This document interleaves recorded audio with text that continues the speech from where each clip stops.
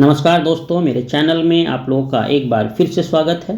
दोस्तों, पिछली वीडियो में मैंने आप लोगों को बताया था कि किस प्रकार जो है हुमायूं और बहादुर शाह के बीच संघर्ष चला और हुमायूं जो है छोटी छोटी सी सफलता पाने के बाद इतना अपने आमोद प्रमोद में लीन हो गया कि बहादुर शाह ने फिर से अपने गुजरात को प्राप्त कर लिया और बहादुर शाह का बाई चांस 1537 में समुद्र में डूबने के कारण उसकी मृत्यु हो गई थी। अब इसी कड़ी में मैं आज आपको बताऊंगा कि हुमायूं का शेर खां से संघर्ष कैसा रहा, क्यों रहा और उसके परिणाम क्या निकले। तो ये जो वीडियो है मेरी एक से ज़्यादा पार्ट में होगी, तो इसीलिए आप लोग बने रहना, जुड़े रहना। और देखो दोस्तों, चैनल को ज़रूर सब्सक्राइब कर लेना ताकि आपको टाइम पर ये सारी चीज़ें मिलती रहें। तो चलिए मैं स्टार्ट करता हूँ। हुमायूं का शेर शाह से संघर्ष का कारण आखिर था क्या और क्यों हुआ। देखो दोस्तों, जब हुमायूं सिंहासन पर बैठा, उसका सिंहासनारोहण हुआ, तो शेर खां दक्षिणी बिहार और चुनार के दुर्ग पर अपना अधिकार स्थापित कर चुका था। 1931 में दोरहा के युद्ध में महमूद लोदी को जब हुमायूं ने पराजित कर दिया, तो उसके बाद हुमायूं ने चुनार के दुर्ग पर अपने अधिकार के उद्देश्य से जो है एक घेरा डाला। लेकिन जब हुमायूं को चित्तौड़ पर बहादुर शाह के आक्रमण की सूचना मिलती है, ठीक है, ध्यान देना इस बात पर, बहादुर शाह के आक्रमण की सूचना जब उसको मिलती है तो बहुत शीघ्र जो है आगरा पहुंचने के लिए उत्सुक हो जाता है। और जो शेर खां होता है वो इसी समय जो है एक संधि वार्ता हुमायूं से करता है और हुमायूं जो है इस संधि वार्ता को बिना किसी शर्त के जो है स्वीकार कर लेता है। अब ये जो संधि होती है शेर खां और हुमायूं के बीच, इसमें क्या देखो पॉइंट्स होते हैं। इस संधि के अनुसार क्या होता है देखो कि चुनार के दुर्ग पर शेर खां का अधिकार बना रहेगा, पहला पॉइंट। यानी ये जो संधि हुई थी हुमायूं के और उसके बीच, तो इससे जो है जो शेर खां था उसका चुनार के दुर्ग पर जो है अधिकार बना रहेगा, ये बात रखी गई। और उसने अपने छोटे पुत्र कुतुब खां को 500 सवारों के साथ हुमायूं की सेवा में भेज दिया। तो इस प्रकार से हुमायूं ने 4 महीने के पश्चात चुनार का घेरा जो है जो उसने डाला हुआ था वो उठा लिया और वो वापस जो है आगरा लौट गया। हुमायूं की ये एक बहुत बड़ी भूल थी। उसे शेर खां के विरुद्ध किसी अन्य व्यक्ति को नियुक्त कर उसकी शक्ति को हमेशा के लिए नष्ट कर देना चाहिए था, लेकिन हुमायूं ने ऐसा नहीं किया। ठीक है, ये उसकी एक बहुत महान भूल कही जा सकती है इस इतिहास में। और उसने ऐसा न करके शेर खां को पूर्व में अपनी शक्ति और सुदृढ़ करने का जो है एक मौका प्रदान कर दिया। अब ये जो हुमायूं था, जब गुजरात के बहादुर शाह के विरुद्ध जो है बिजी था, व्यस्त था, तो शेर खां ने पूर्व में अफगानों की शक्ति को संगठित करने का पूरा प्रयास किया और उसने बिहार के सुदृढ़ रूप से अपनी सत्ता स्थापित कर ली। यानी अब वो जो है एक मजबूत शक्ति बन गया बिहार में। और इसके साथ साथ अब वो जो है बंगाल के कई परगनों को भी अपने अधिकार में ले लेता है।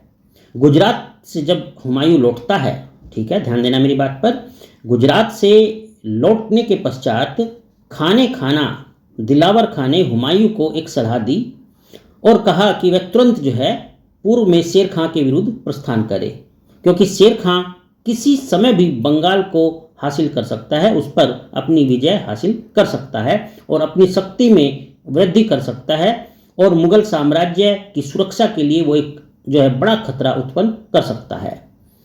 इस प्रकार हुमायूं ने 23 जुलाई 1537 को पूर्व के लिए प्रस्थान किया और चुनार पहुंचकर उसने दुर्ग का फिर से जो है घेरा डाल दिया और इस घेरे का संचालन रूमी खां को सौंप दिया गया। यानी रूमी खां ने जो है इस घेरे का संचालन किया, जो बहादुर शाह का साथ छोड़कर हुमायूं की सेवा में आ गया था।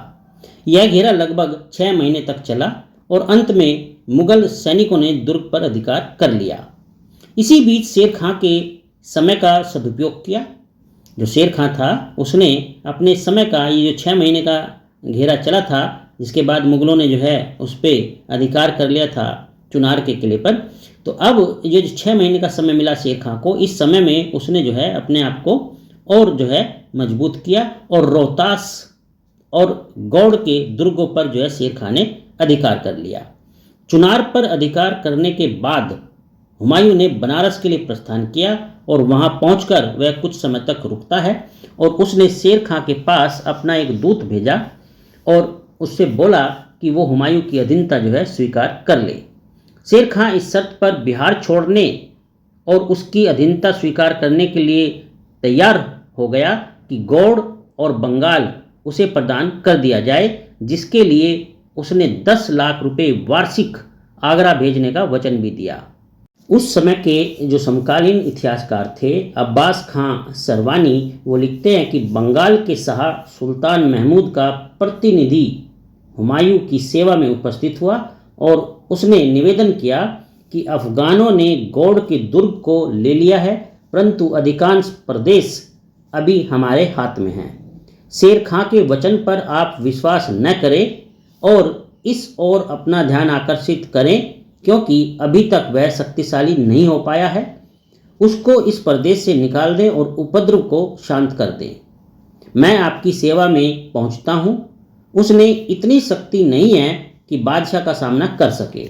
ये जो बात लिखते हैं वो लिखते हैं इतिहासकार अब्बास खां सरवानी।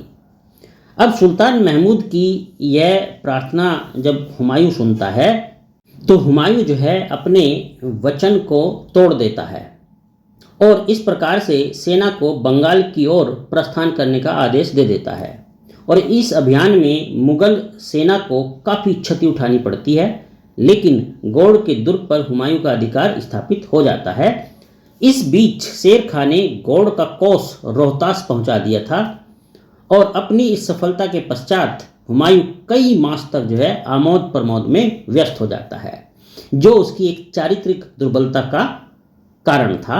यानी ये उसकी एक बहुत बड़ी भूल और दुर्बलता कही जा सकती है कि वो हर छोटी छोटी सफलताओं के बाद बड़े बड़े उत्सवों में तल्लीन हो जाता था और व्यस्त हो जाता था और दुश्मन को मौका दे देता था कि वो फिर से अपनी स्थिति को मजबूत कर ले। तो दोस्तों ये था एक छोटा सा संक्षिप्त सा जो मैंने बताया कि किस तरीके से हुमायूं और शेर खां के बीच संघर्ष शुरू होता है। अपनी अगली वीडियो में मैं बताऊंगा कि चौसा का युद्ध कैसे हुआ और हुमायूं और शेर खां के बीच किस तरीके से आक्रमण चला।